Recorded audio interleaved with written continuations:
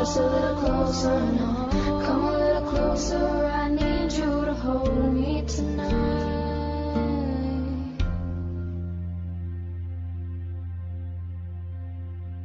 I climb every mountain and swim every ocean just to be with you and fix what I've broken. 'Cause I need you to see that you are the reason.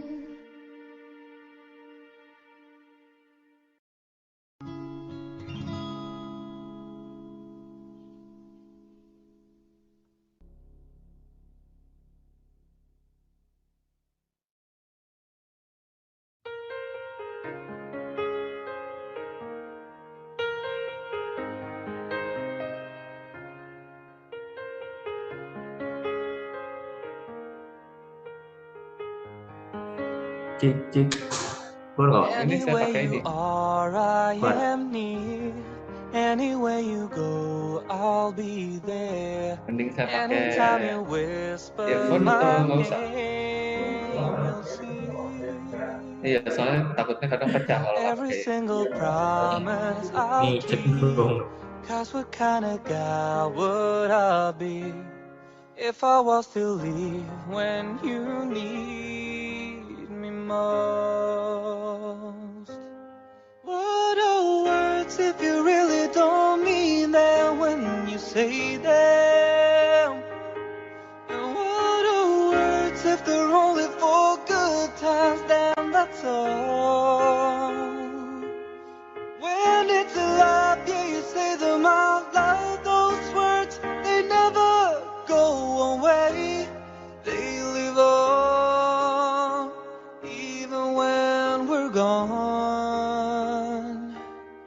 And I know an angel was sent just for me, and I know I'm meant to be where I am, and I'm gonna be standing right beside her tonight, and I'm gonna be by your side. I would never leave when she needs me most.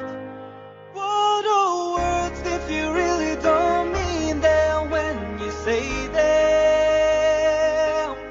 What are words if they're only for good times, then they're done? When it's alive, yeah, you say them out loud. Those words, they never go away.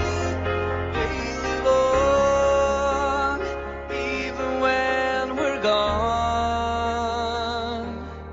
Anywhere you are, I am near. Anywhere you go, I'll be there. And I'm gonna be here forevermore. Every single promise I'll keep. 'Cause what kind of guy would I be if I was to leave when you need me most? I'm forever keeping my angel close.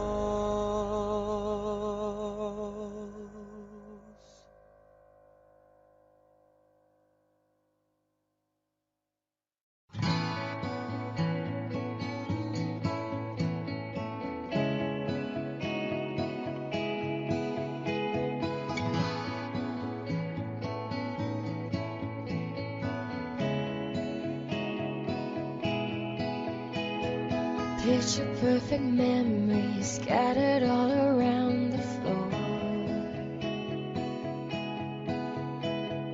Reaching for the phone 'cause I can't fight it anymore. And I wonder if I ever cross your mind. For me it happens all the time. It's 1:15. I'm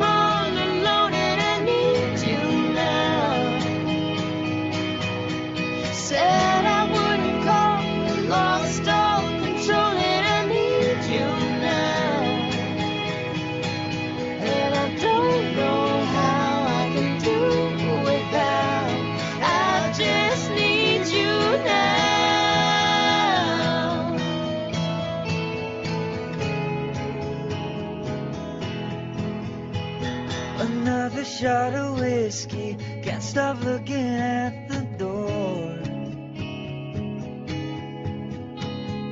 Wishing you come sweeping in the way you did before.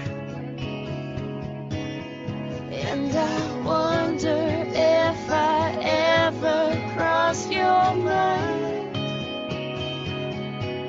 For me it happens all the time. It's 1:15. I'm a little drunk and I need you now. Said I wouldn't call, but I lost all control and I need you now. And I don't know how I can do without. I just need you now.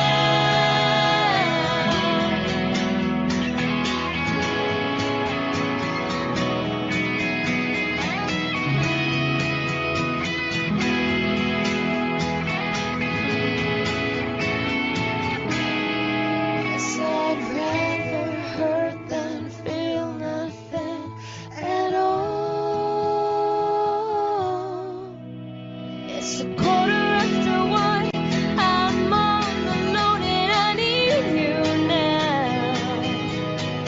And I said I wouldn't call, but I'm a little drunk and I need you now. And I don't know how I can do without. I just need you now.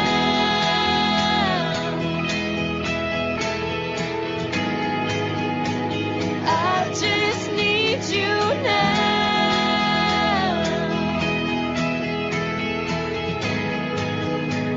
Baby, I need you now.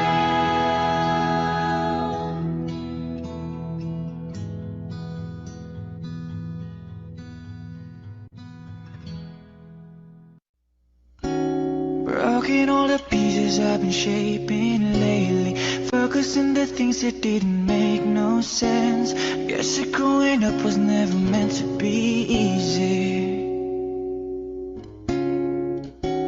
Yeah, I got used to doing everything sideways. Didn't really care about how everyone felt, hiding my emotions down in different ashtrays. Oh, but what if the loss ain't gone? No, you can't just let go, 'cause it's a part of you that will make you strong. Embrace your flaws. I'm not gonna fight back what I've become. Yeah, I got bruises where I came from, but I wouldn't change if I could restart. I ain't gotta hide these beautiful scars. I've been going way too hard on myself. Guess that is the reason that I'm feeling like hell, but I wouldn't change if I could restart. I ain't gotta hide these beautiful scars. I went down a road that only got me nowhere. I've seen every corner, every inch of this place.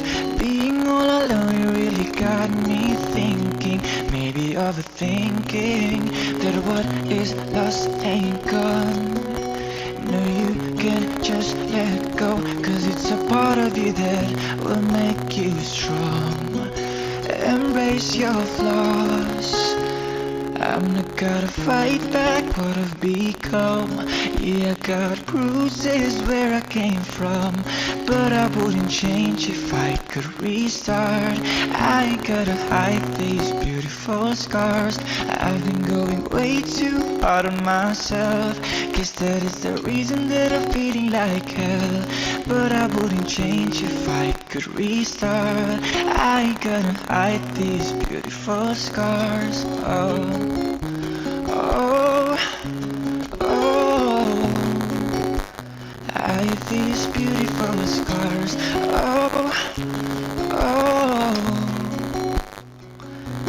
I'm not gonna fight back what I've become. Yeah, I got bruises where I came from, but I wouldn't change if I could restart. I ain't gotta hide these beautiful scars. I've been going way too hard on myself. Guess that is the reason that I'm feeling like hell. But I wouldn't change if I could restart. I ain't gonna hide these beautiful scars.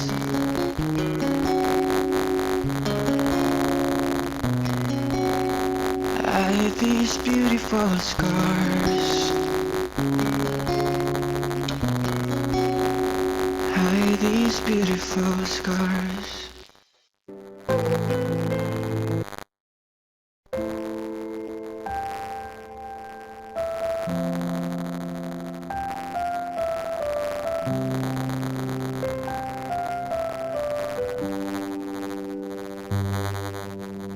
Don't go tonight.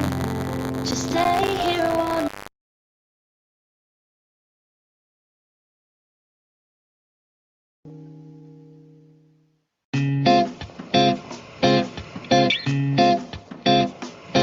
If you ever find yourself stuck in the middle of the sea, I'll sail the world to find you.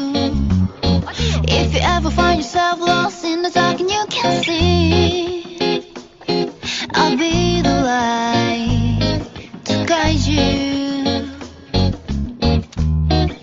Find out what we made of when we are called to help our friends in need.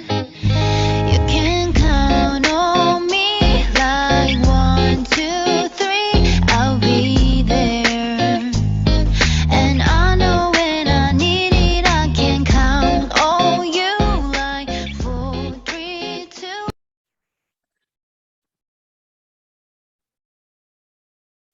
Selamat siang dan selamat datang para peserta Health Talk Rumah Sakit Medistra. Terima kasih atas kehadirannya di acara Health Talk Webinar Series. Pada acara hari ini, kita akan mendengarkan topik mengenai bahaya hipertensi yang akan dibawakan oleh dokter spesialis Rumah Sakit Medistra, Dr. Surya Wijaya, spesialis penyakit dalam. Health Talk ini merupakan salah satu rangkaian acara dari Medistra Health and Wellness Program yang kami selenggarakan agar terus dapat menjangkau dan mengedukasi masyarakat tentang pentingnya kesehatan, terutama di era pandemi ini. Simak terus ya kegiatannya. Sebelum kita mulai, mari kita saksikan dulu satu tayangan video berikut ini.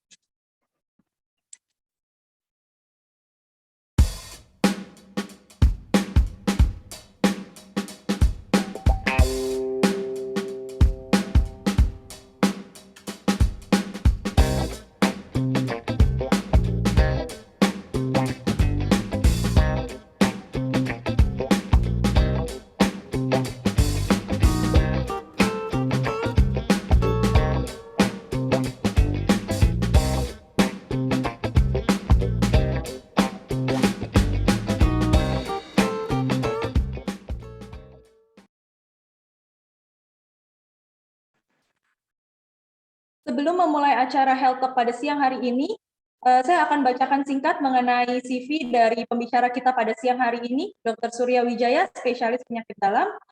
Dr. Surya merupakan dokter spesialis penyakit dalam yang berpraktik di Rumah Sakit Medistra. Beliau menempuh pendidikan kedokteran umum di Universitas Indonesia dan melanjutkan pendidikan spesialis penyakit dalamnya di Universitas Indonesia juga. Tanpa perlu berlama-lama lagi, mari kita mau sambut pembicara kita hari ini, Dr. Surya. Selamat siang, dokter. Selamat siang, Dr. Michelle. Bagaimana, dok, kabar hari ini? Baik, sama-sama. Moga-moga kita semua sehat, ya. Amin, dok. Baik, sebelum kita mulai, saya akan sampaikan dulu sedikit mengenai regulasi dari acara Health Talk pada siang hari ini. Dimohon untuk peserta agar dapat mematikan mikrofonnya selama materi disampaikan oleh Dr. Surya. Para peserta tapi dipersilahkan untuk menyalakan kamera. Lalu peserta yang memiliki pertanyaan bisa langsung ketik di kolom chat yang tersedia selama webinar disampaikan. Lalu stay terus juga sampai akhir karena kami akan bagikan satu free voucher untuk konsultasi dengan Dr. Surya di akhir acara nanti. Oke, tanpa perlu berlama-lama lagi, mari kita langsung dengarkan materi yang akan disampaikan oleh Dr. Surya. Waktu dan tempat saya persilakan. Oke, terima kasih untuk Dr. Michelle. Sekarang saya akan bagikan sedikit tentang hipertensi. Oke, ya. Jadi kalau kita bicara hipertensi, sebetulnya apa sih hipertensi itu? Apakah kondisi di mana kita lagi marah-marah nih, dibilang darah tinggi, atau kita lagi emosian, apakah itu yang namanya hipertensi? Ternyata bukan. Hipertensi itu definisinya secara medis adalah kondisi di mana tekanan darah kita berada di atas nilai normal. Tekanan darah yang kisaran nilai normalnya adalah tekanan darah sistolik di bawah 120 dan tekanan darah diastolik di bawah 80. Nah, kita bisa lihat di sini, ini ada berdasarkan ISC dan juga berdasarkan AHA tahun 2018 dan tahun 2017. Kita lihat ada normal tinggi. Normal tinggi itu adalah kondisi tekanan darah yang sebetulnya sudah di atas normal, tapi belum memasuki stadium hipertensi. Lalu kita bisa lihat hipertensi sendiri ternyata ada grade-nya. Ada grade 1, 2, dan 3, atau kalau menurut AHA, ada stadium 1, stadium 2, dan stadium krisis hipertensi. Nah, stadium 3 atau stadium krisis hipertensi ini adalah kondisi di mana tekanan darahnya jauh melebihi nilai normal dan masuk ke dalam kondisi yang bisa membahayakan. Penyebab hipertensi sendiri sebetulnya seringkali adalah hipertensi primer. Apa sih yang dimaksud hipertensi primer? Artinya dia tidak disebabkan oleh penyakit lain. Jadi dia muncul memang karena hipertensinya atau hipertensi esensial. Nah, ini banyak sekali faktor resikonya. Kita bisa lihat bahwa ternyata genetik juga berpengaruh di sini. Lalu gaya hidup seperti merokok, lalu berat badan yang berlebih, hidup yang penuh stres, hidup dengan konsumsi alkohol yang berlebihan, konsumsi garam atau sebetulnya natrium yang berlebihan, dan juga kurangnya aktivitas dan berolahraga bisa menimbulkan hipertensi. Lalu kita juga jangan lupa bahwa seiring dengan usia yang bertambah, terjadi juga hipertensi karena pengerasan dari pembuluh-pembuluh darah. Ada juga yang dinamakan dengan hipertensi sekunder. Hipertensi sekunder ini adalah hipertensi yang terjadi karena adanya gangguan pada organ lain. Contohnya pada organ pernafasan, pada mereka yang memiliki gangguan obstructive sleep apnea atau mungkin kita lihat seperti apa sih gambaran obstructive sleep apnea itu. Kita mungkin ada keluarga yang kalau tidur suka ngorok, lalu di tengah-tengah ngorok tiba-tiba ngoroknya berhenti, seperti pasiennya itu nggak bernafas, lalu kemudian dia ngorok lagi. Nah, itu bisa menimbulkan hipertensi juga. Gangguan dari jantung, gangguan dari ginjal, penggunaan obat-obatan dalam jangka panjang, obat-obat tertentu, misalnya golongan steroid, lalu juga gangguan hormonal, yaitu hormon dari kelenjar tiroid atau kelenjar adrenal juga bisa menimbulkan gangguan tekanan darah dan hipertensi. Yang kemudian kalau ini disebabkan oleh gangguan organ lain, hipertensinya disebut hipertensi sekunder. Setelah kita tahu apa itu hipertensi dan apa itu penyebabnya, tentu kita mau tahu apa sih gejala hipertensi. Apakah kalau kita pusing, apakah kalau kita lagi emosi baru kita bilang hipertensi. Ternyata hipertensi itu sering kali atau lebih sering bahkan sebagian besar adalah tanpa gejala. Pasien itu bisa aja tekanan darahnya 170, 160, masih bisa jalan-jalan, masih bisa bekerja tanpa ada keluhan yang dirasakan oleh pasiennya. Nah, pada kondisi gejala muncul biasanya terjadi pada tekanan darah yang ekstrim tinggi. Tadi kita lihat ada tekanan darah hipertensi stadium 3 atau bahkan hipertensi krisis, di mana tekanan darah sistoliknya atau yang atasnya itu melebihi 180 dan tekanan darah yang bawahnya melebihi 120.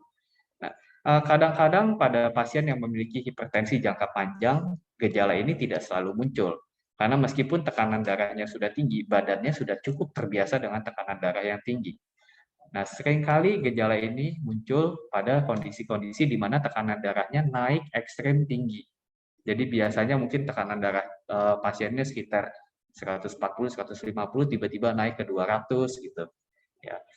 Gejalanya apa aja sih? Gejalanya biasa muncul pada organ target. Kita bisa lihat kalau terjadi tekanan yang tinggi bisa terjadi kebocoran dari pembuluh darah. Contohnya adalah pembuluh darah yang paling tipis, pembuluh darah di hidung, bisa mimisan. Lalu bisa terjadi sakit kepala, sakit di dada, atau ini biasa berhubungan dengan gangguan di jantung, bisa juga terjadi perdarahan pada kencing. Pasien itu bisa juga merasakan rasa sesak, ada juga yang mengeluhkan rasa mual dan muntah, debar-debar, dan juga pusing, gangguan keseimbangan, dan gangguan penglihatan. Namun sekali lagi, ini bisa tidak muncul pada kondisi di mana pasien itu sudah long-standing hypertension. Nah, bahaya hipertensi sebetulnya bukan hipertensinya sendiri yang bahaya, karena tadi seringkali tidak ada gejala. Yang bahaya itu adalah komplikasinya. Jadi kalau kita lihat tadi gejala-gejalanya itu kan adalah di target organ. Semua adalah komplikasi organ karena hipertensi tekanan darah yang terlalu tinggi. Ya, tadi tekanan darah yang tinggi itu bisa membuat sakit kepala dan gangguan penglihatan. Nah, efek jangka panjangnya yang sering kali kita takut adalah penyakit-penyakit yang disebabkan oleh hipertensi, contohnya stroke, pembengkakan pembuluh darah, pembengkakan jantung atau gangguan pembuluh darah jantung, gangguan penglihatan, gangguan ginjal, dan juga pengerasan pembuluh darah atau penumpukan lemak di pembuluh darah yang biasa kita kenal dengan aterosklerosis. Jadi hipertensi ini sebetulnya kita bisa bilang dia seperti bapak atau ibu dari penyakit-penyakit lain. Nah, penyakit-penyakit lain ini anak-anaknya ini yang biasanya berbahaya. Ya. Nah, kalau kita tahu bahwa hipertensi ternyata tidak ringan, tidak bisa kita pandang sebelah mata. Bagaimana sih cara kita menangani hipertensi? Terapi hipertensi itu terdiri dari yang pertama bukan obat, ternyata yang pertama adalah perubahan gaya hidup. Ya, perubahan pola dan jenis makanan. Baru yang terakhir obat anti hipertensi. Nah, kita lihat perubahan gaya hidup apa sih yang kita penting? Yaitu adalah kita menjaga hidup kita tetap aktif. Kita diharapkan bisa mengisi dengan olahraga, contohnya olahraga-olahraga kardio, baik yang sendiri ataupun yang berkelompok atau berpasangan. Nah, disarankan melakukan olahraga ini minimal 150 menit per minggu. Jadi kalau kita bagi 5 hari, misalnya kita berolahraga, berarti satu harinya 30 menit. Tidak disarankan 150 menitnya itu langsung dikerjakan dalam satu hari, lalu 6 hari sisanya kita tidak melakukan apa-apa, itu juga tidak baik. Ya. Lalu selain olahraga yang teratur, kita juga harus memiliki waktu tidur yang teratur. Waktu tidur dan tidur yang berkualitas ini dapat menurunkan stres dan juga bisa membantu untuk menstabilkan tekanan darah. Kita lihat kita butuh waktu tidur yang tepat, kita butuh juga yang namanya sleep hygiene. Ya, sleep hygiene itu adalah bagaimana kita menjaga untuk memiliki tidur yang berkualitas. Mungkin kita bisa menjaga agar tempat tidur kita kering, bersih. Kalau mau pakai wangi-wangi silakan, selama tidak terlalu mengganggu. Kita menjauhi kafein, kira-kira mungkin 6-8 jam sebelum waktu tidur kita. Bisa kita melakukan relaksasi, meditasi, yoga, membaca buku, dan juga tidur yang baik itu adalah dengan kondisi gelap dan rebahan. Jangan sambil tiduran sambil nonton TV. Ya, itu kurang baik untuk kualitas tidur kita. Nah, biasanya perubahan gaya hidup ini memang nggak bisa instan. Memang tidak bisa instan. Dan karena itulah memang sambil menunggu perubahan gaya hidup kita kick in, kita menurunkan tekanan darah itu dengan obat. Setelah perubahan gaya hidup dengan olahraga dan tidur yang teratur, kita juga harus merubah pola makan kita. Kalau kita lihat zaman sekarang, kita makan semuanya tinggi dengan garam, tinggi dengan lemak, ya kadar lemak yang tinggi. Kita sukanya makan daging, kita sukanya makan all you can eat. Mungkin bagi mereka yang masih usianya muda, ya. Lalu kita sukanya pergi makan di luar. Kalau kita lihat ternyata berbeda sekali makanan yang biasa kita makan dengan makanan yang dianjurkan untuk mengurangi tekanan darah, yaitu adalah pola makan DASH atau Dietary Approach to Stop Hypertension. Kita lihat kalau berdasarkan anjuran dari diet yang dianjurkan untuk mengurangi tekanan darah, ternyata mayoritas itu adalah dari buah-buahan dan sayur yang segar. Ya, bisa sampai 4-5 porsi per hari, lalu juga makanan-makanan yang tinggi dengan serat, biji-bijian, ya seperti gandum, oatmeal, dan yang lainnya, itu bisa 6-8 porsi sehari. Sedangkan tempat untuk makanan-makanan tinggi lemak seperti susu atau makanan-makanan manis, ya itu biasanya dikurangi. Jadi kalau kita lihat di sini mungkin hanya 1/4 dari jumlah kalori sehari. Dan kita juga diharapkan lebih banyak mengkonsumsi protein yang kurang lemak atau yang lean. Jadi mungkin kalau kita sekarang sukanya makannya wagyu ya, dagingnya maunya yang banyak lemaknya, sebetulnya itu makin nggak sehat. Lebih dianjurkan kita makan daging putih mungkin, ayam, ikan laut gitu. Kalau mau makan daging merah ya mungkin boleh, tapi jumlahnya jangan terlalu banyak. Dan kita ambil yang kalau bisa lemaknya juga jangan terlalu banyak. Memang lebih nggak enak, tapi ya kalau kita namanya merubah gaya hidup, nggak ada semuanya yang gampang. Semua yang enak biasanya nggak begitu sehat. Ya bukannya pasti jelek, tapi biasanya nggak gitu sehat. Ya, kita juga bisa lihat jadi ya di sini kalau di bentuk piramida lebih banyak, yang paling banyak itu adalah buah dan sayur. Ya, setelah itu baru grains dan sumber protein. Kalau bisa susu pun kita ambil yang low fat. Setelah itu kalau mau ngemil mungkin kita ngemil bisa pakai kacang, ya pakai biji-bijian, ya. Oke. Nah, sebetulnya seberapa efektif sih perubahan gaya hidup dan perubahan pola makan ini? Kalau kita lihat di sini, dengan penurunan berat badan, setiap 10 kilo turun, bisa menurunkan tekanan darah sistolik atau yang atas, tekanan darah yang atas itu, yang tadi 120, 180, itu bisa turun 5-20 per turun 10 kilo. Kalau kita mengadopsi cara makan DASH tadi, Dietary Approach to Stop Hypertension, bisa turun 8-14, lumayan banget. Kalau kita mengurangi intake sodium, ya sodium itu natrium, ya mungkin kita tahu natrium itu selama ini di pikiran kita hanya garam dapur, NaCl, tapi ternyata sodium ini ada yang lain juga di makanan. Contohnya sodium benzoat di pengawet makanan, sodium monoglutamat atau yang kita kenal dengan nama micin, yaitu juga sodium. Jadi bukan hanya garam dapur yang kita kurangi. Kalau kita bilang, oh kita nggak makan yang asin-asin, pakainya kecap manis saja. Jangan lupa, kita coba lihat di label makanan kecap manis itu. Ada sodium juga di situ. Dan itu juga berbahaya. Ya. Nah, kita lihat kalau mengurangi diet sodium, kita bisa mengurangi 2-8 mm Hg. Kalau kita rajin berolahraga, beraktivitas fisik, nah, setidaknya 30 menit per hari, ya mungkin tidak usah yang aktivitas berat untuk mereka yang sudah berusia tua. Bisa kita lakukan aerobik yang tidak kompetitif dan tidak diforsir. Yang penting adalah rutin. Ini bisa menurunkan 4-9 tekanan. Dan bagi mereka yang suka mengkonsumsi alkohol, kita limitasi atau boleh dikonsumsi tapi in moderation, dalam jumlah yang moderat. Ya, tidak lebih dari 2 porsi minum per minggu. Ya. Nah, kita bisa lihat itu bisa menurunkan 2-4. Ya. Nah, setelah perubahan gaya hidup dan perubahan pola makan ini, baru kita bicara obat antihipertensi. Kalau obat antihipertensi memang sudah sangat banyak, berbagai macam dan berbagai merek. Mungkin kita pun beberapa sudah hafal, oh dokternya ngasih amlodipin nih, oh ngasihnya captopril nih, kita udah sering dengar. Ya. Nah, obat antihipertensi ini dikonsumsi biasanya jangka panjang tadi, karena hipertensi ini adalah satu penyakit yang tidak bisa sembuh, tapi bisa dikontrol. Bagaimana mengontrolnya? Apakah dengan obat ataukah dengan gaya hidup dan pola makan? Efek samping dari obat hipertensi ini relatif minimal, jadi jangan terlalu takut. Kecuali kita minum jumlah besar dalam sekali tegak, di mana tekanan darah kita jadi tidak stabil dan turun, ya itu baru berbahaya. Tapi kalau diminum setiap hari, sebetulnya relatif efek sampingnya minimal. Nanti kita akan bahas sedikit hoax-hoax tentang obat antihipertensi ini juga. Ya, jadi algoritma dalam menangani hipertensi. Kita lihat kalau di sini, sebetulnya yang utama itu adalah modifikasi gaya hidup.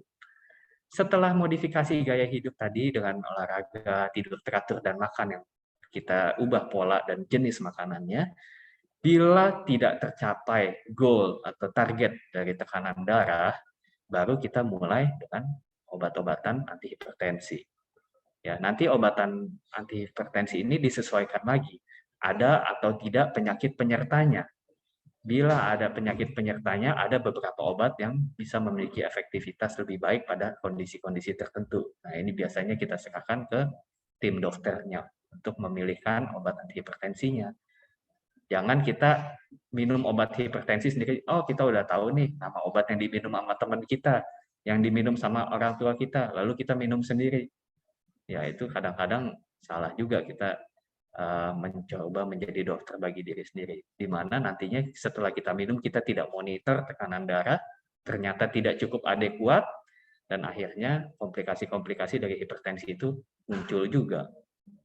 Setelah pemberian 1 atau 2 jenis obat, bila masih tidak tercapai, baru kita perlu untuk menambahkan obat yang lainnya. Dan bila perlu, kita konsultasi ke spesialis yang khusus menangani hipertensi, seperti misalnya spesialis jantung atau spesialis ginjal. Ya. Target tata laksana hipertensi adalah target tekanan darah tentunya.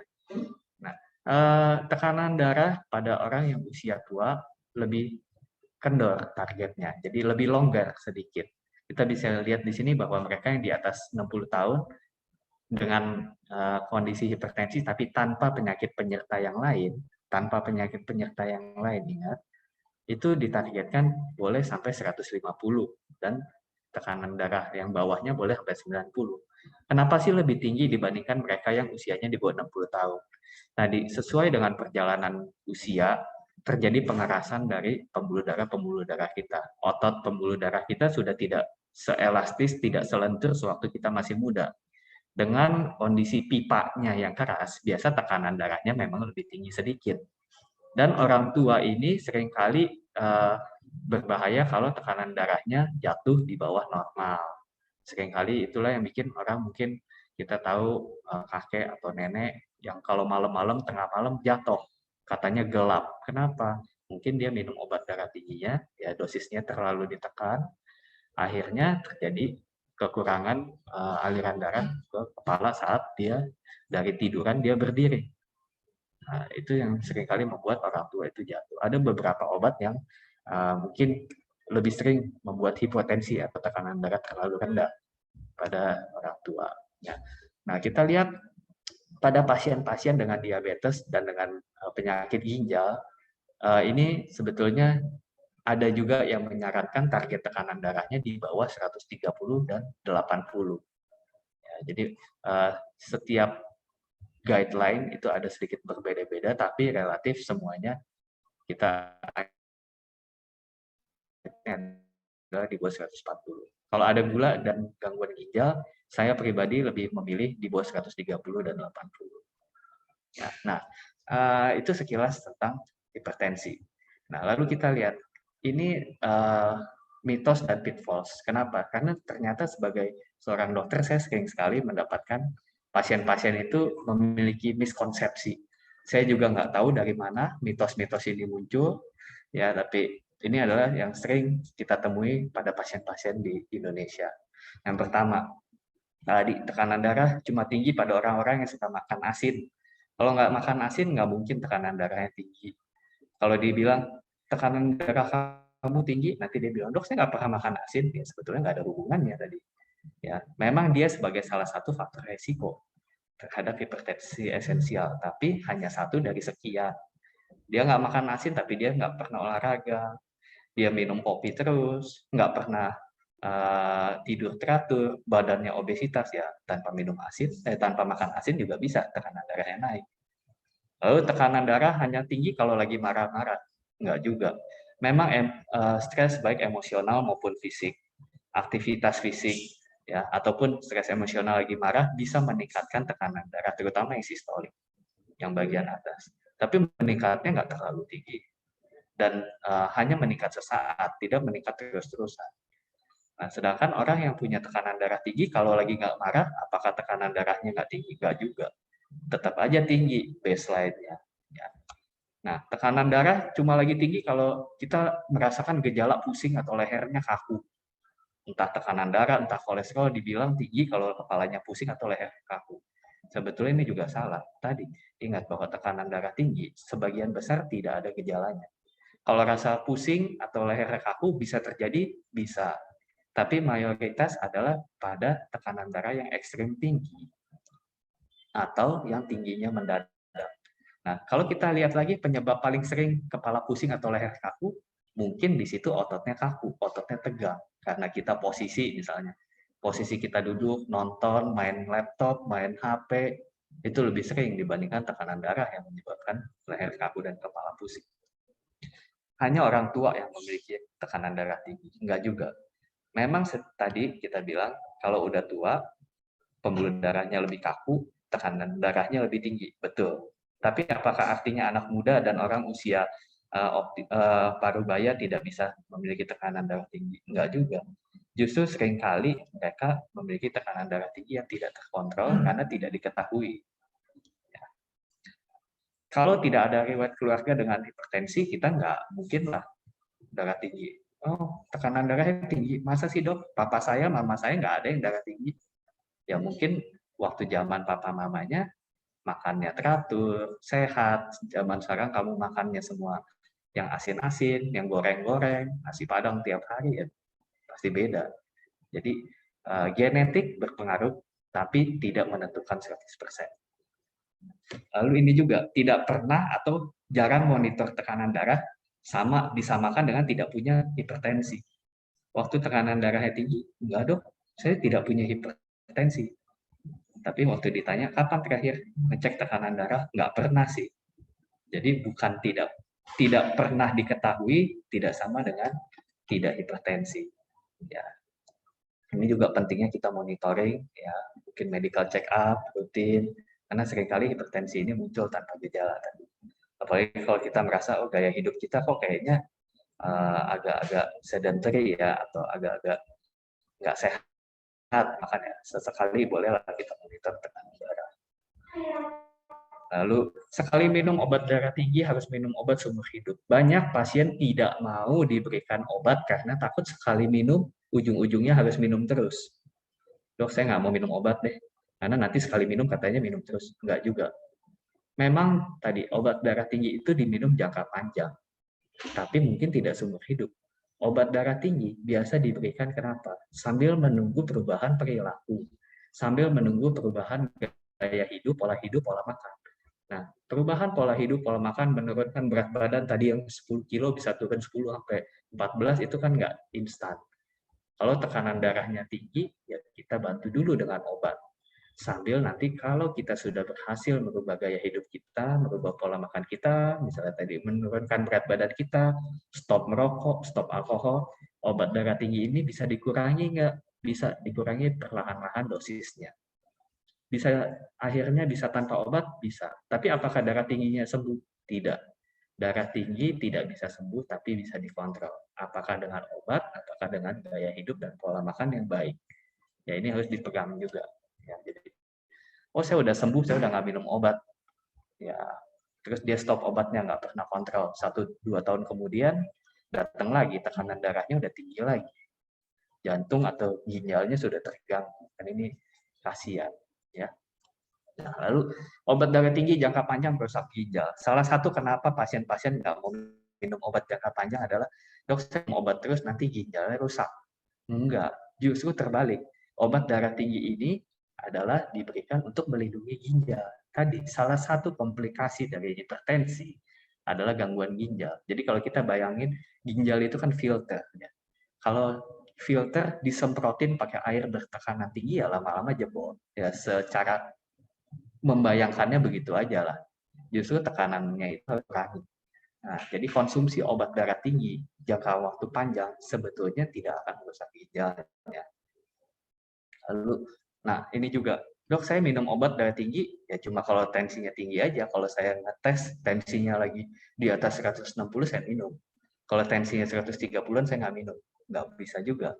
Karena justru penggunaan obat darah tinggi itu adalah untuk menstabilisasi, ya, menstabilkan tekanan darah kita. Jangan kita mau satu hari tekanan darah kita 170, besoknya 120. Besoknya lagi kita nggak minum obat, udah 120, naik lagi, 170 lagi. Lama-lama kendor. Jadi kalau kita bayangin karet aja, kalau ditarik, lepas, lama-lama dor. Pembuluh darah kita juga gitu. Lebih baik tekanan darahnya stabil di 150-160 daripada hari ini 120, minggu depan 180 karena obatnya diminum bolong-bolong. Nah, kalau tekanan darah itu kita maunya stabil. Stabil lalu kita turunkan perlahan-lahan. Apakah dengan menaikkan dosis obat atau gaya hidupnya yang mulai kick in, ya. Nah, ini juga lebih baik atau lebih sehat minum jamu godokan air sana sini, entah yang ini daun selada, yang itu daun seledri, nanti daun lagi depan rumah kata tetangga, di belakang rumah tetangga ada daun bisa nurunin hipertensi, ya jangan juga. Mungkin nggak sayur-sayuran atau air dari daun itu ada efek menurunkan hipertensi? Mungkin. Tapi kita harus ingat, zat yang ada di dalam daun-daun itu tidak cuma zat yang berfungsi sebagai obat. Bisa aja ada juga zat yang berfungsi sebagai racun. Dan dosisnya tidak bisa dikontrol juga. Ya, jadi obat-obatan hipertensi itu sudah melalui penelitian. Obat-obatan hipertensi per tablet, per kapsul, dosisnya sudah dihitung. Efek sampingnya bisa diperkirakan. Kalau kita minum air rebusan daun, kita nggak tahu dosisnya berapa, kita nggak tahu efek sampingnya nanti apa, ya, dan ya jangan-jangan ini yang nantinya merusak ginjalnya, merusak livernya, ya. Oke. Jadi itu beberapa mitos atau pitfalls yang sering kita dapatkan diutarakan oleh pasien-pasien di poliklinik. Jadi kalau boleh saya rangkum sedikit sebagai take home message kita. Hipertensi dia adalah sumber dari berbagai penyakit. Anggaplah dia ayahnya. Begitu ketemu sama ibunya, si sakit gula biasanya, diabetes, anaknya banyak. Jadi harus dievaluasi dan diterapi dengan baik. Hipertensi tidak bisa sembuh, tapi bisa dikontrol. Dengan gaya hidup, dengan menjaga makan, atau dengan obat-obatan. Monitoring tekanan darah yang rutin dan target tekanan darah di kisaran normal penting pada hipertensi. Jadi monitor tekanan darah itu juga sangat penting. Sekarang kita udah punya banyak alat-alat tensimeter digital yang penggunaannya mudah, bisa digunakan di rumah. Ini juga dapat digunakan untuk melihat tekanan darah di rumah atau self blood pressure monitoring. Ya, ini dianjurkan bagi mereka yang memiliki tekanan darah tinggi. Ya, jadi monitor sendiri di rumah tekanan darah kita, karena waktu kita datang berobat ke dokter dan ditensi, ya mungkin hari itu tekanan darahnya lagi tinggi misalnya, atau lagi rendah karena kita lagi menjaga pola makan, menjaga pola hidup. Tapi setelah dari dokter, kita bergajulan lagi. Ya, jadi kita butuh bantuan dari pasien juga. Monitor aja di rumah, beli alatnya satu gitu, catat hari ini pagi berapa misalnya, malam sebelum tidur berapa. Jadi kami sebagai dokter saat kalian konsultasi juga bisa melihat, oh di rumah ini rata-rata tekanan darahnya segini, kok hari ini rendah, oh kok hari ini tinggi, ya kita bisa lebih mengevaluasi. Mungkin pasiennya takut tegang ketemu dokternya, ya jadi tekanan darahnya tinggi, ya kita kan nggak harus naikin obatnya kalau tekanan darah sebulan terakhir di rumah normal gitu, ya. Lalu modifikasi hidup, pola diet ini harus menjadi pilihan utama tata laksana hipertensi. Ya, bahkan kalau bisa ini menjadi yang lebih diutamakan dibandingkan dengan konsumsi obat anti hipertensi. Jadi kalau kita mau lepas dari obat hipertensi, mungkin bisa buka, ya ada beberapa orang udah terutama pada yang hipertensi sekunder itu memang agak sulit. Tapi kalau untuk yang hipertensi primer atau esensial, modifikasi gaya hidup dan pola diet seharusnya bisa mengurangi setidaknya. Yang tadinya harus minum 2 atau 3 jenis obat, jadi 1 jenis aja gitu kan udah lumayan. Ya. Jadi dan yang terakhir, berobatlah, bertanyalah pada tempat tepat. Karena banyak hoax-hoax tentang kesehatan, salah satunya tentang hipertensi. Hoaxnya kita nggak tahu dari mana, siapa yang nyebarin, apa untungnya, tapi pastinya tidak bermanfaat buat kita. Jadi setidaknya untuk terapi hipertensi, berobatlah ke tempat yang tepat. Mungkin itu yang bisa saya sampaikan. Saya kembalikan pada moderator, Dr. Michelle, silahkan. Ya. Demikian sesi Health Talk dari Dr. Surya. Terima kasih banyak dok sudah membagi ilmunya buat kita semua. Tentu banyak ilmu-ilmu baru yang bisa kita pelajari hari ini ya. Jadi dok, kalau misalnya bisa saya sedikit simpulkan dok, kadang hipertensi itu nggak ada gejala ya dok. Justru biasanya lebih sering terjadi kalau misalnya udah ketahuan ada komplikasi, baru bergejala. Dan juga selain itu perubahan gaya hidup dok, selain obat juga penting banget ya dok ternyata dalam mengontrol tekanan darah. Dan yang paling penting kontrol ya dok, monitoring baik di rumah maupun ke dokter spesialis tentunya ya dok. Baik, sekarang kita udah mulai banyak pertanyaan dok yang udah masuk. Saya boleh langsung bacakan satu persatu ya dok untuk sesi tanya jawab pada hari ini. Untuk pertanyaan pertama dokter,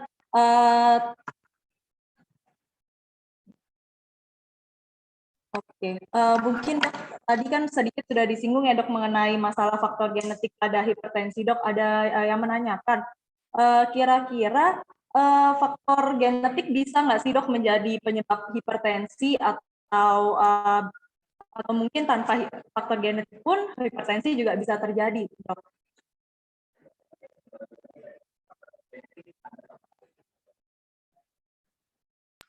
Oke, sorry. Kembali lagi tadi, faktor genetik berpengaruh. Tapi apakah dia sebagai pengaruh satu-satunya? Enggak juga. Jadi faktor genetik biasanya dibarengi dengan faktor pola hidup yang kemudian akan menimbulkan hipertensi.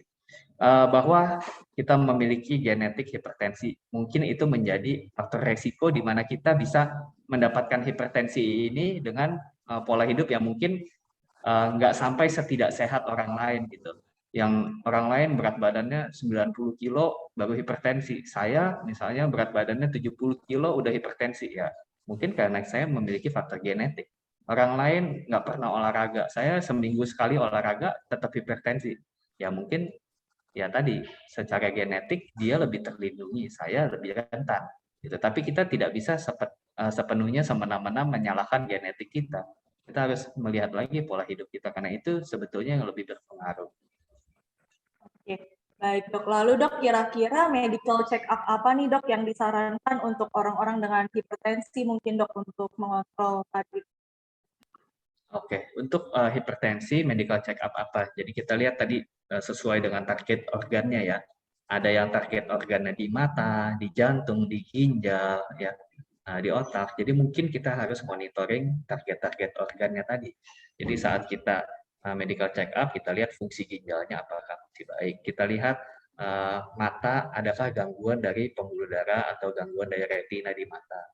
Dan tadi karena hipertensi ini, ya kalau saya mau bilang dia ini bapak atau ibunya dari segala penyakit. Nah kalau ketemu dengan pasangannya, misalnya tadi ada gula atau gangguan profil lemak dalam darah kayak kolesterol gitu, atau kekentalan darah, ya itu dia bisa menjadi penyakit-penyakit yang lain.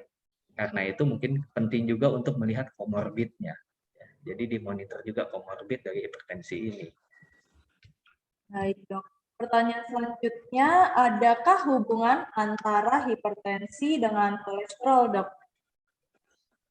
Hubungannya kalau kita lihat hubungan kausatif sih nggak ada ya. Apakah hipertensi menyebabkan kolesterol atau kolesterol menyebabkan hipertensi sih sebetulnya enggak. Tapi seringkali terjadi bersamaan. Kenapa ya? Mungkin karena pola makan tadi, pola makan dan pola hidup. Nggak pernah olahraga, tensinya tinggi, makannya yang enak-enak, yang mewah-mewah, all you can eat, tensinya udah tinggi, kolesterolnya juga tinggi gitu. Jadi bukan saling menyebabkan, tapi seringkali ada bersama-sama karena pola hidup dan pola makannya. Kira-kira dok, olahraga apa sih dok yang disaranin kalau untuk pasien-pasien dengan hipertensi? Kalau untuk olahraga sebetulnya apa aja silahkan. Yang bisa kita lakukan dengan rutin. Jadi kalau bisa mungkin kita pilih olahraga yang kita suka, itu dulu. Ya, kita sukanya olahraga yang sendiri aja, sepeda sendiri, atau sukanya lari, jogging, silahkan. Saya sukanya berenang, silahkan. Saya sukanya main badminton, sukanya main sepak bola, silahkan aja, nggak ada masalah. Tapi untuk mereka yang sudah mulai berusia, ya tolong jangan diforsir. Jadi kita olahraga tujuannya sehat, bukan lagi untuk kompetisi gitu. Dan tolong yang rutin. Kalau main bolanya cuma seminggu sekali, ya hari lain harus ada olahraga yang lain. Gitu. Baik, dokter. Lalu dok, ini ada beberapa pertanyaan mungkin yang intinya kurang lebih sama ya dok, menanyakan mengenai obat anti hipertensi dok. Banyak dari kita mungkin yang udah minum obat anti hipertensi, lalu tensinya udah mulai terkontrol nih dok, ada yang 120 per 80, ada yang mungkin average-nya 115-an. Lalu menanyakan dok, apa mungkin bisa suatu saat melepas obat anti hipertensi atau bisa dikurangi dosisnya dok? Bagaimana dok kalau seperti itu? Oke, ya baik. Jadi tadi ya, dengan penggunaan obat hipertensi dan tekanan darah kita sudah terkontrol. Tadi, tekanan darah bisa dikontrol dengan obat atau dengan gaya hidup dan pola makan. Kalau kita hanya minum obat, tapi kita tidak merubah gaya hidup dan pola makan, biasanya saat obatnya itu di stop, tekanan darah kita akan naik lagi. Nah, tapi kita harus ingat bahwa bahwa penggunaan obat hipertensi kan tadi jangka panjang. Jadi efek obatnya itu sudah cukup mengumpul di dalam badan. Saat kita stop obat hipertensi, mungkin 1 atau 2 minggu ke depan tekanan darah kita masih relatif cukup normal lah. Yang tadinya rata-rata di 115 sekarang jadi 125 gitu. Ya kita jangan lengah karena begitu melewati masanya dan semua obat yang ada di dalam badan kita udah keluar, tekanan darahnya bisa naik lagi. Kalau kita mau mengurangi obat dosis atau jenis obat tekanan darah, mungkin kita bisa obrolkan atau konsultasikan dengan dokter kita, ya, yang dimana kita kontrol rutin dengan dia. Kita bisa tanya, dok, saya boleh nggak turunin nih dosisnya, tadinya pakai misalnya amlodipin yang 10 mili, saya boleh nggak minum yang 5? Ya kan dokternya juga bisa lihat, oh nih orang nih tadinya berat badannya 80, sekarang udah 70 atau 73 misalnya. Boleh deh kita coba turunin setengahnya misalnya. Tapi di rumah tetap harus dimonitoring. Ya, makanya tadi pentingnya self monitoring, self blood pressure monitoring di rumah adalah itu.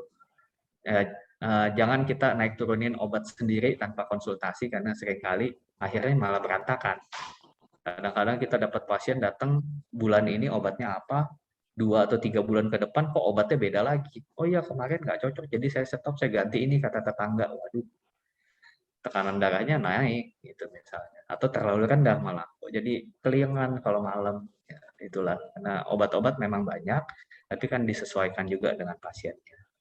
Itu pentingnya konsultasi ke dokter. Baik, dok. Untuk pertanyaan berikutnya, manakah yang lebih berbahaya, dok? Tekanan darah sistolik atau tekanan darah diastolik yang tinggi, dok? Lalu kira-kira, apa saja yang harus tadi lab-lab yang harus diperiksa untuk mencegah organ lain supaya nggak terkena efeknya, dok? Mungkin ya untuk preventing kali ya, dok, prevention. Oke, baik. Tadi yang pertama, sorry apa dok? Yang pertama, mana yang lebih berbahaya kira-kira dok? Tekanan darah sistolik yang tinggi atau diastolik yang rendah, dok? Yang tinggi, dok? Yang tinggi, oke. Jadi kita ngomongnya ini dalam jangka waktu singkat atau dalam jangka waktu panjang. Dua-duanya sih berbahaya. Ya. Tapi kalau misalnya tekanan darah sistolik tinggi mendadak misalnya, yang biasanya mungkin 140 karena kita satu dan lain hal naik sampai misalnya 200 atau 210, ini yang bisa mengganggu, menyebabkan gejala-gejala yang muncul tadi. Ya, gejala-gejala seperti gangguan penglihatan, sakit kepala, mimisan, atau kencing berdarah itu biasanya adalah karena tekanan darah yang ekstrem tinggi. Biasanya adalah sistolik. Ya, atau misalnya pecah pembuluh darah di otak, ya biasanya karena sistolik. Tapi apakah artinya yang diastolik nggak ada bahayanya? Nggak juga. Tekanan darah diastolik itu kan sebagai baseline. Kalau baseline-nya saja sudah tinggi, berarti badan kita itu sepanjang hari tekanan darah minimalnya aja udah tinggi. Lama-lama organ-organ kita yang lain tetap aja bisa rusak juga dalam jangka waktu panjang. Jadi sebetulnya dua-duanya sama bahayanya dan dua-duanya harus dimonitor. Lalu untuk laboratorium yang mungkin kita bisa periksa, tadi kalau misalnya untuk melihat komplikasi ke arah ginjal, ya kita bisa lihat urea kreatinin, misalnya paling umum bisa kita lihat. Lalu untuk komorbid kita bisa lihat mungkin kolesterol, trigliserid, gula darah, ya itu juga bisa kita monitoring. Lebih baik kalau untuk check up-nya mungkin antara bisa ambil paket medical check up atau bisa konsultasi dengan dokter karena untuk tiap orang berbeda. Jadi terapi untuk tiap orang itu tailor made sebetulnya. Jadi nggak bisa dipukul rata. Dokternya itu kan bisa akan lebih melihat, oh ini saya periksa apa lagi sih selain yang baseline dasar-dasar itu gitu. Baik, Dok.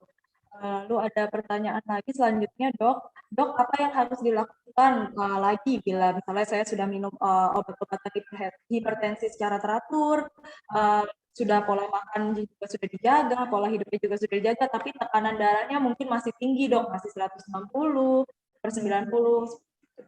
Oke, baik. Tadi kita lihat, kalau kita sudah dengan modifikasi gaya hidup masih belum cukup, kita maju ke obat. Kalau sudah obat masih belum cukup, mungkin kita harus monitoring, harus dievaluasi adakah penyebab sekunder. Ya, apakah penyebab sekunder dari hipertensi ini ada? Contohnya tadi gangguan hormon, hormon gondok, hormon ginjal, lalu juga adakah gangguan dari jantungnya sendiri, adakah gangguan mungkin dari minum obat-obatan jangka panjang. Tapi pertanyaan yang harus kita tanyakan juga ke diri kita, apakah kita sudah betul-betul merubah pola hidup dan pola makan kita dengan baik? Tadi berat badan kita udah turun belum? Pola makan kita, DASH diet, apakah sudah setiap hari atau 3 hari dalam seminggu?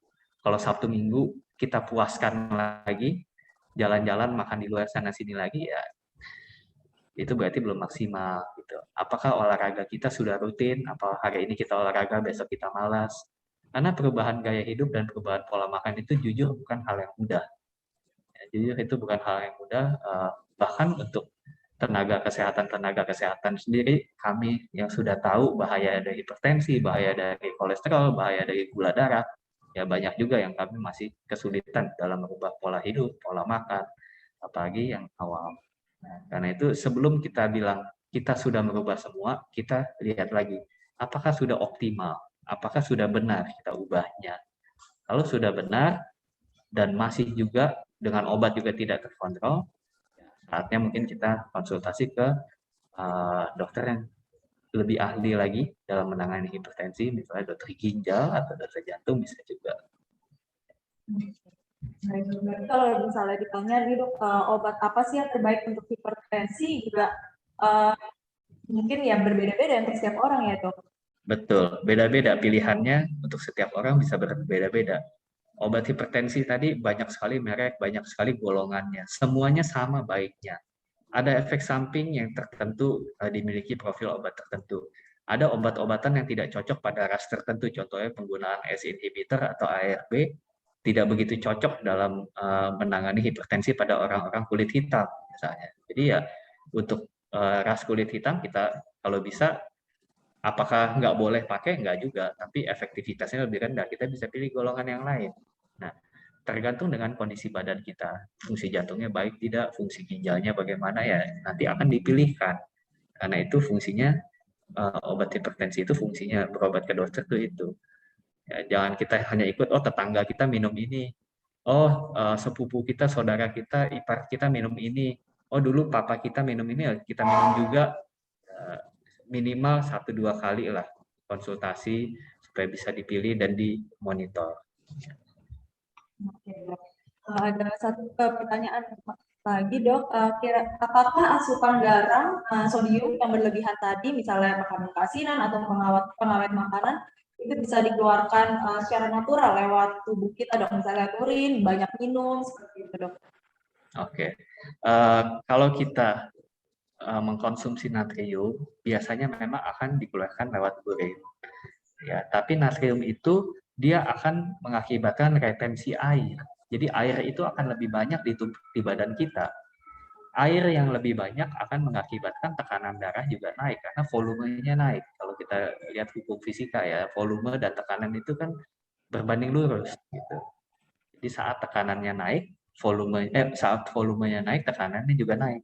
Karena untuk bisa dikeluarkan dari ginjal, dari kencing, atau dari keringat, itu kan membutuhkan waktu. Selama, kalau kita makannya cuma sekali ya mungkin nggak apa-apa. Tapi kalau setiap hari, lama-lama badan kita akan terbiasa dengan kadar garam sekian, terbiasa dengan jumlah volume cairan sekian. Gitu. Yang akhirnya hipertensi juga. Baik, Dok. Jadi Dok, hubungannya kalau misalnya minum air putih banyak, apakah bisa membantu pasien tekanan darah hipertensi itu bisa jadi turun? Sebetulnya enggak juga ya, karena tadi retensi airnya, apakah bisa menurunkan kadar natrium? Ya bisa. Apakah bisa membantu natrium keluar dari kencing? Bisa. Tapi apakah menurunkan hipertensi? Sebetulnya enggak juga. Malah kalau kita minum air terlalu banyak harus hati-hati pada pasien-pasien dengan gangguan ginjal dan gangguan jantung karena hipertensi.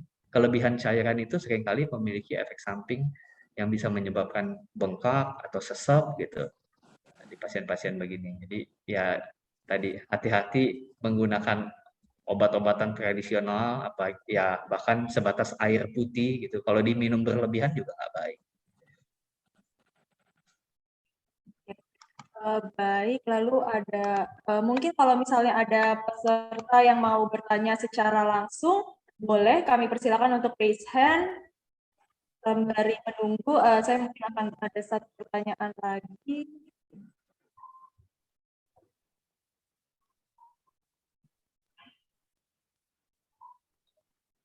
Oh iya, baik.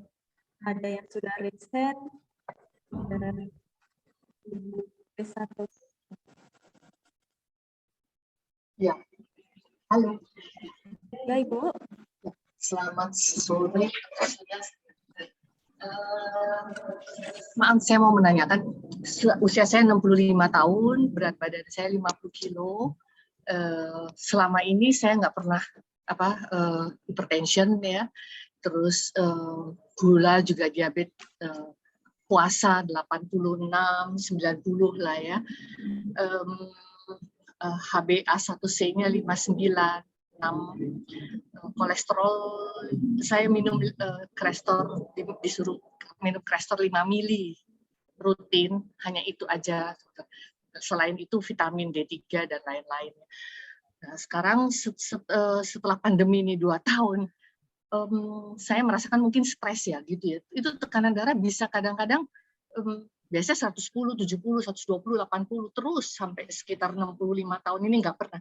Nah, 11 tahun belakangan ini bisa mendadak 135, 140 per 90, 95. Apakah itu sudah, tapi nanti besok paginya turun kembali 108, 107 gitu ya. Apakah itu sudah termasuk boleh dibilang lampu merah kah? Hypertension gitu, dokter? Oke, baik Ibu Grace. Ya, pertanyaannya baik nih. Ini seringkali juga ditanyakan oleh beberapa pasien lainnya ya. Saya biasanya nggak ada hipertensi, kali ini mulai naik nih. Apalagi waktu pandemi. Memang waktu pandemi begini mungkin tadi stres bisa karena kita yang tadinya bisa beraktivitas sekarang hanya di rumah, nggak bisa ketemu dengan orang lain. Stres salah satu yang bisa meningkatkan tekanan darah. Tadi juga kalau Ibu bilang tekanan darahnya 135 sore-sore, besok pagi udah normal lagi, ya mungkin sangat dipengaruhi juga oleh stres waktu kita bekerja, beraktivitas. Ya, dan juga selama pandemi banyak sekali orang yang nggak bisa berolahraga, yang biasanya olahraganya sukanya berkelompok atau berpasangan, sekarang sendiri, ya nggak ada gawe katanya, males deh olahraga ya. Kita lihat aja, mungkin berat badan kita naik atau kalaupun berat badan kita sama, oh jadinya lebih kendor nih kayaknya. Tadinya kakinya tangannya kencang, sekarang kendor. Jadi untuk berat yang sama, lemaknya naik, ototnya kurang. Ya itu juga bisa. Nah, ini bisa yang menjadi alasan kenapa tekanan darah sedikit lebih gampang naik. Nah, memang untuk Ibu Grace sendiri kan usia juga udah tadi di atas 60 ya. Jadi memang elastisitas dari pembuluh darah sudah mulai lebih kurang. Kalau elastisitasnya kurang, tekanan darah itu lebih gampang naik. Sebetulnya 135 sendiri masih batas normal tinggi tadi kalau kita lihat berdasarkan kriteria klasifikasi. Nah, cuma kita harus mulai hati-hati lah, berarti harus mulai menjaga pola hidup, mulai olahraganya dijalanin lagi, makannya kita mulai lihat lagi makanan sehatnya, ya tidurnya mulai teratur, kalau bisa kita cari aktivitas-aktivitas yang bisa menurunkan tingkat stres kita. Kalau ya itu bikin susah. Itu ya susah ya. Kita ada di pandemi ini bersama-sama, jadi kita nggak sendirian mengalami itu. Semua Iya. kita merasakan yang sama. Moga-moga Ibu Grace bisa mendapatkan solusinya yang cocok untuk dirinya apa. Misalnya olahraganya apa yang cocok, mencari hobi yang baru supaya nggak stres. Ya, Jalan pagi dulu berenang, tapi sekarang jalan pagi jadinya berapa? Cuman kurang kali ya. berenang nggak apa-apa sebetulnya, silakan aja asal nggak rame-rame. Iya sih. Ya, Ya, terima kasih dokter. sama-sama Ibu.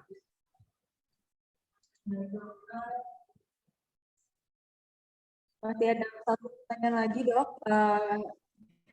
Dok, saya tensinya pernah mencapai 190/113, lalu dirawat. Sekarang tensi saya 145/87. Obat yang diminum saat ini bisoprolol 5 mg. Pertanyaannya adalah apakah itu merupakan obat untuk darah tinggi, Dok? Karena sebelumnya saya minum amlodipin atau captopril, tapi tubuh saya ruam-ruam.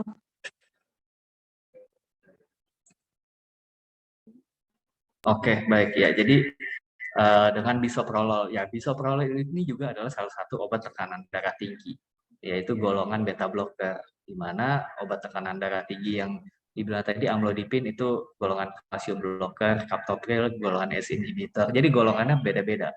Kalau misalnya kita ruam dengan penggunaan amlodipin dan captopril, kita lihat dulu penggunaan bersamaan atau salah satu tetap aja ada ruam. Nah, nanti kan kita bisa lihat kita nggak cocok sama obat yang mana. Apakah kita tidak cocok hanya dengan satu obat itu, atau satu golongan semua kita nggak bisa? Ini kan berbeda lagi. Tidak bisa captopril, tapi mungkin kita bisa ramipril, lisinopril, atau yang lainnya. Tidak bisa amlodipin, kita bisa dengan nifedipin slow release, misalnya, atau dengan kalsium channel blocker yang lain. Ya, ini kita bisa lihat, makanya itu dia, terapi ini lebih baik adalah dikonsultasikan ke dokternya yang memberikan bisoprolol itu. Sebetulnya kalau tekanan darah 145/87 sudah suboptimal ya. Kita lihat lihat lagi, saya nggak tahu ini usia berapa. Kalau usianya udah cukup usia misalnya 70 atau 60 ya ini kan sudah masuk target sebetulnya. Tapi kita juga harus lihat ada komorbid lain nggak, misalnya gula atau gangguan ginjal. Ya kalau ada mungkin kita bisa berikan obat lain untuk membantu mencapai target.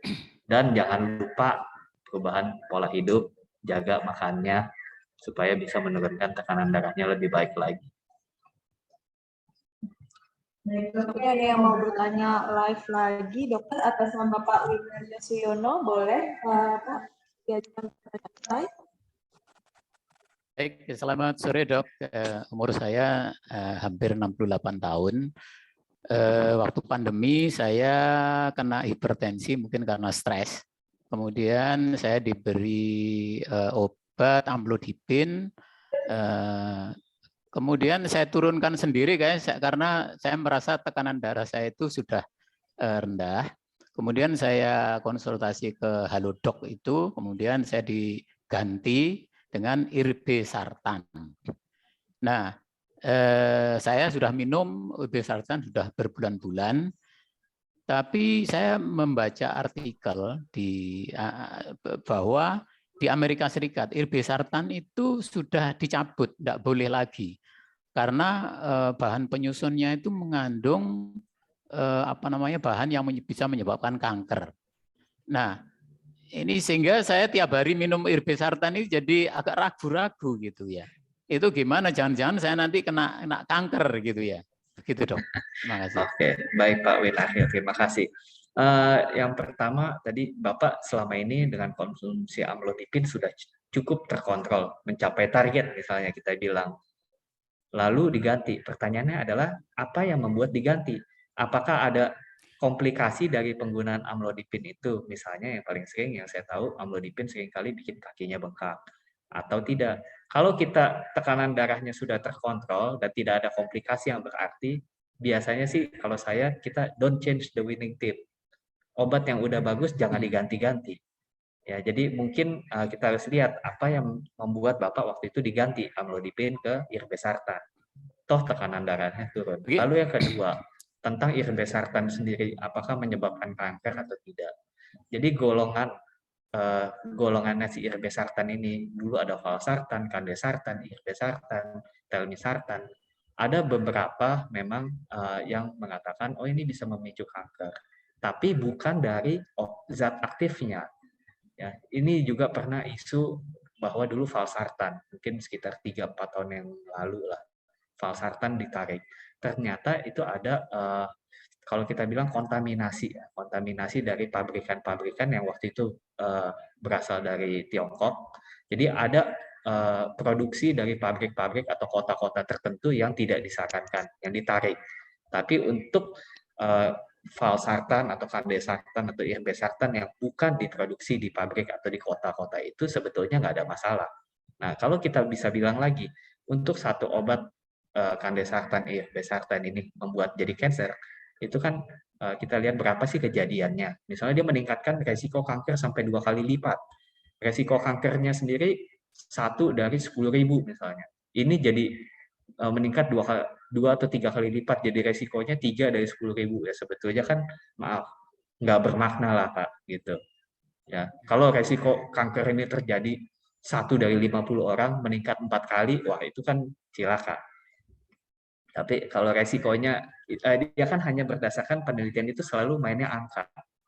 Ya, jadi kita selalu belajar membaca penelitian selain dia bilang, oh efektivitasnya 4 kali atau efek sampingnya 4 kali, tapi dasarnya itu berarti atau tidak, bermakna atau tidak. Jadi bermakna secara angka, belum tentu bermakna secara klinis, gitu Pak. Jadi mungkin saya bisa sampaikan jangan terlalu takut lah. Ya. Tadi pertanyaan dokter tadi, dok, saya tadi kami dokter mengganti dari amlodipin ke irbesartan karena waktu itu saya diberi dosis 5 mg per hari. Kemudian karena tekanan darah saya itu rendah, makanya saya buat separuhnya lagi, jadi kan 2,5. Jadi pilnya itu saya pecah gitu jadi 2 gitu. Sehari hanya setengah-setengah, jadi 2,5. Setelah itu, kemudian beberapa minggu kemudian tekanan saya naik, kemudian saya konsultasi lagi, tapi dokter yang lain, terus diganti gitu dok, gitu ya. Jadi apakah sebetulnya amlodipin itu sebetulnya ya masih baik ya dengan saya? Apakah peningkatan itu karena memang saya kurangi sendiri itu atau gimana itu ya? Iya Pak, ya bisa jadi itu seperti yang sudah saya bilang tadi. Banyak kita stop obat, lalu tekanan darahnya masih normal aja nih, atau mungkin dalam kasus Bapak nggak di stop, diturunin. Tekanannya masih normal, kenapa? Sisa-sisa dari obat yang sudah kita minum secara rutin bertahun-tahun masih berefek di badan kita. Setelah 2-3 minggu atau sebulan bahkan, obatnya itu sudah turun, kadarnya di dalam tubuh kita, dia sudah tidak bisa mempertahankan tekanan darahnya normal lagi. Akhirnya tekanan darah Bapak naik gitu ya kan, tadi ini mirip yang tadi saya ceritain, cuma dalam hal ini Bapak nggak stop obatnya tapi Bapak kurangi dosisnya. Nah kalau misalnya terjadi demikian ya sebetulnya bisa aja kita kembalikan ke dosis awal. Kita 2,5 nggak cocok, kita naik lagi ke 5 mili. Kita lihat penggunaan obat pun kita nggak bisa monitoring dalam 1 atau 2 hari karena pemberian obat ini membutuhkan waktu untuk diserap di badan, membutuhkan waktu untuk mencapai konsentrasi yang stabil, ya. Maka itu fungsinya adalah fungsinya kita melakukan self blood pressure monitoring di rumah, Pak. Oke, terima kasih dok. Ya. Sama-sama Pak Winaryo. Terima kasih untuk pertanyaannya Pak. Mungkin terakhir ya dok, ada satu pertanyaan terakhir. Ini ada yang menanyakan dok, untuk ini ada penyakit, misalnya saya menderita ada penyakit BRCO, edema makula, aritmia jantung, katarak, itu tuh apakah dapat disebabkan oleh hipertensi atau mungkin disebabkan oleh yang lainnya, dokter? Oke, tadi penyakitnya itu ada katarak, ada gangguan irama jantung, ada gangguan mata juga ya. Kalau gangguan mata yang terkait dengan retina biasanya bisa disebabkan hipertensi, tapi kalau katarak biasanya sih enggak. Kalau katarak dia berhubungannya dengan gula, ya karena tekanan darahnya itu nggak masuk sampai ke lensa karena di situ nggak ada pembuluh darahnya. Ya, nah lalu kalau untuk gangguan irama jantung bisa aja. Jadi jantung kalau tekanan darahnya terlalu tinggi, lama-lama dia sebagai pompa juga bengkak. Ya, dia sebagai pompa yang dibentuk oleh otot, kalau dia bekerja keras terus, lama-lama kan dia besar. Ya, dia bengkak dan bisa jadi fungsinya juga terganggu. Hantaran dari kelistrikan jantungnya bisa terganggu. Itulah yang seringkali menyebabkan mungkin aritmia juga. Jadi bisa aja disebabkan dari hipertensinya. Lalu apakah bisa hilang? Ya nggak, kita belum bisa langsung bilang ya. Itu bisa dikonsultasikan ke dokter Anda juga. Terima kasih banyak Dr. Surya untuk sesi tanya jawabnya juga materinya hari ini. Terima kasih untuk para penanya juga yang sudah berpartisipasi dalam bertanya pada sesi tanya jawab. Maaf kalau misalnya ada pertanyaan-pertanyaan yang belum sempat kami bacakan. Sebentar ini kita akan melihat beberapa video. Yang pertama mungkin kita akan lihat Dr. Surya kan berpraktik juga di Rumah Sakit Medistra. Berikut kami akan tampilkan jadwal dari beliau juga.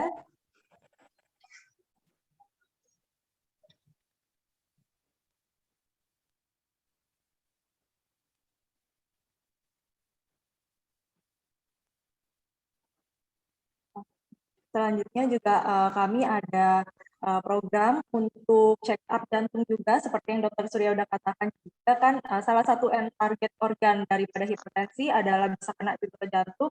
Jadi mungkin bagi para peserta yang mau check up jantung juga bisa dilakukan di Medistra juga. Berikut ada video tayangannya.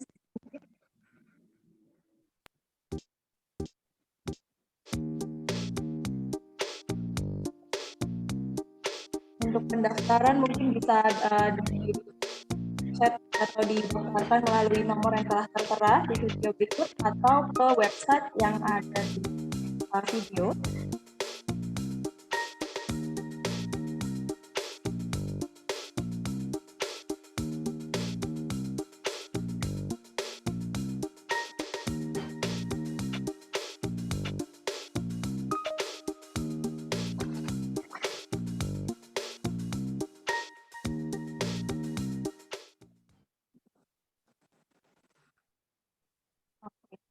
Baik, sekarang kita langsung saja mau umumkan untuk pemenang penanya terbaik hari ini.